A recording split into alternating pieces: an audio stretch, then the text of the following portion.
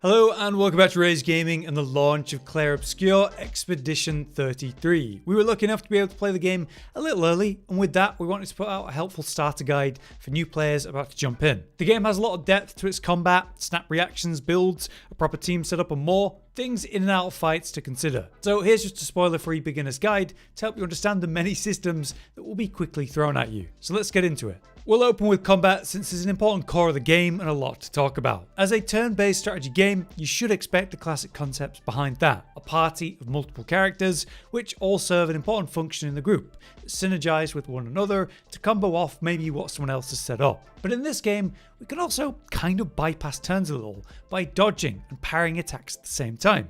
There's also shooting, timed attacks, elements and the stain system from that, with each character featuring their own special combat system. So let's take it all one step at a time.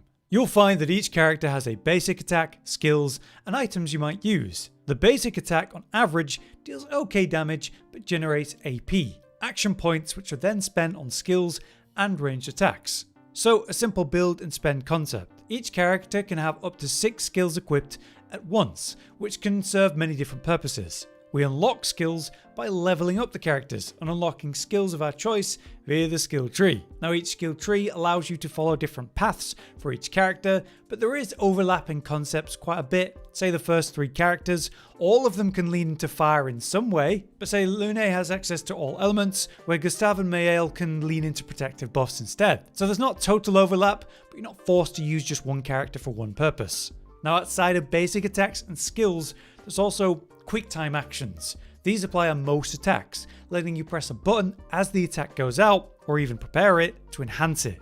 It's the difference of applying a buff to one person or multiple, the next part of a combo, increasing the effect of an attack, and so on. You simply press the button as it appears on screen, or even try to perfect time it as the arrow reaches the yellow section for even better effect. Different attacks have different timings, but the reward is always good for engaging with it. There's also other systems, like jumps, which lets the party jump up over a shockwave attack to avoid all the damage and getting a free react attack for your efforts. Or shooting, which can be done outside of a true turn, where you aim with the character and fire at the targets. Each shot will cost 1 AP though, which to be fair is pretty cheap, and targets often have special weak points, maybe a glowing spot on them or an obvious explosive you can blow up. This can help you get free damage out or big damage for just 1 AP, consuming a weak point, so it's always worth looking for. Then you've got dodges and parries. By pressing dodge right as you're about to take a hit, you can avoid all of the damage of that attack. Perfect dodging does require the dodge at the last possible moment though, which is a lot harder, and perfect dodging has the same timing as a parry. So it's definitely easier and more forgiving to dodge than parrying, that's for sure. But if you land the harder parry timing, you do avoid the damage, but also gain AP for parrying. Further, if you parry every blow of an attack, you get to counter, dealing big damage in retaliation. So it's more rewarding as a concept, but very much the skill check and takes time to learn. Be aware then that dodging is more forgiving and can help you learn the enemy attack timings before you go for parries. It also says when an enemy attacks at the top middle if it's going to be a slow attack or a combo, that kind of thing. Right, let's now talk about the element system, which is very important and ties to one character in specific. There's different kinds of element attacks, and with the character Lune, that will stain the target. So when you burn a target, it gets stained by fire, which can then be consumed with different attacks to enhance them. In one case, you might have a target that's burning, and then an attack that affects a currently burning target might also generate AP or that kind of thing. Some stain consumes will require multiple stains though, something to be aware of. It says in the skill list when you're doing it. Anyway, applying a stain from an element on one character's turn to follow that up with another's to consume the stain is a pretty good way to go. Just be aware that enemies have element weaknesses and resistances. So resistances will mean that it's halving the damage of that element, but some will be weak to that element, increasing the damage done. So try to test and experiment. But yeah, for the characters and their unique systems, it's different for each of them. I'll explain a couple. Gustav uses the overcharge mechanic, meaning certain skills generate charges, and if you learn perfect timings on your quick time attacks, that can help build more. When full, you'll be able to unleash some of his strongest attacks though, that deal really respectable damage. But the third character you unlock is Maël. She has a unique stance system, which lets you swap between 3 stances: defensive, offensive, and virtuoso. Defensive means you take less damage and gain 1 AP on a dodge as well as a parry, which is pretty good because, dodges are easier. Offensive means more damage, but you'll take more, And Virtuoso is amazing. It lets you deal more damage full stop. By even swapping to a new stance though, you get AP, encouraging you to swap around. You'll find that her different skills put her into different stances, and skills do something else on top of normal if you're already in one stance or another. So all of that is to say that each character has a unique system. Understanding it and making the most of it is very impactful. But now we understand the basics of combat, let's talk about your progression of your characters. We know that they each have their own skill tree and you gain points to invest in that when you level. But you also have attributes. You gain attributes as you level to put into different things, like vitality for more health, might for more damage, agility for speed, defense for incoming damage amounts, and luck for crit. This is great because it's just going to enhance your character, but the weapon that you currently have equipped can also increase the way that those attributes scale. So some weapons increase the scaling for stats of, say, health and might. So you might be getting more health benefits per health level with a health related weapon. I mean, it's a good idea to level vitality at least a bit either way, so your characters aren't being one shot. But of course the weapons enhance certain attribute focuses that it'll tell you about. They also can provide passive benefits that improve as you upgrade their level. So you'll find lots of different kinds of weapons through exploration and special combat encounters like mini-bosses and bosses. So it's a good idea to collect them and find the right weapon with the right scaling for the playstyle you want that character to go for. You might be wondering though, are you screwed if you leveled the wrong attributes or unlocked the wrong skills now you've found a different weapon or formed a different plan? Well no, thankfully you can find items that let you recoat. That means you can fully reset a character's attributes or skills using one recoat item. I found 2 of these in my first couple hours of play, so you will have some access to them, so don't worry too much. But that brings us to the short topic of a build. Now outside of the skill setup, which might be say a healer, a tank or a protector, maybe this or that element focus and so on, there's also Pictos and Lumina. All over the place you're going to find Pictos. You find them laying on the ground, hidden around corners, up jumping puzzles, after you kill certain tough enemies, buy them from merchants and so on. These let you set up special passives for your character and give you impactful stats.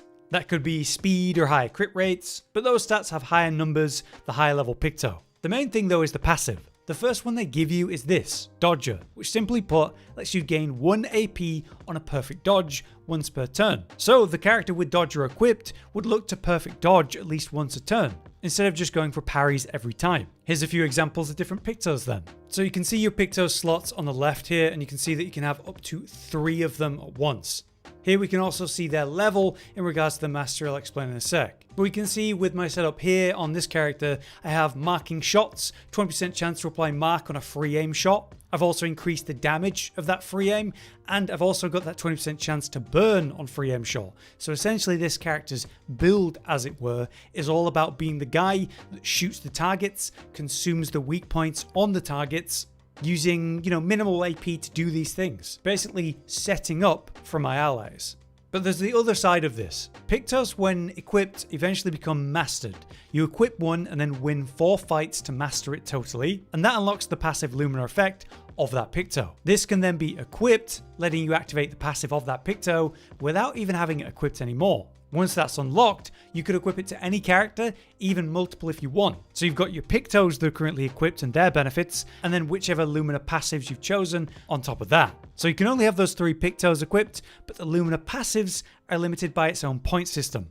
We increase those points to have more Lumina by leveling up in general, but you can find more points by exploring in general too. It's a very powerful way to set up a playstyle through synergistic passives from both your Picto and Lumina. You find a ton of these, so there's lots of ways you can set things up. So that's a lot of things to consider for combat and builds. What about some other important things to talk about? Well, you'll find the game is cut up into 2 sides. There's kind of the overworld and then the main areas of play. The overworld is this massive section where you explore between main areas. The map can be opened up here to show you the sheer size of the overworld. You can wander around, find different area entrances, shortcuts to be opened, areas that we locked off initially, and so on. You'll also find enemies for some basic fighting and items too. But it's really your bridge between different main areas of play. You'll also be able to travel around the overworld much better after a certain point of progression, so keep that in mind. On that note, my general advice is to focus the main story initially. You'll start with just 2 people in your party, but that quickly fills up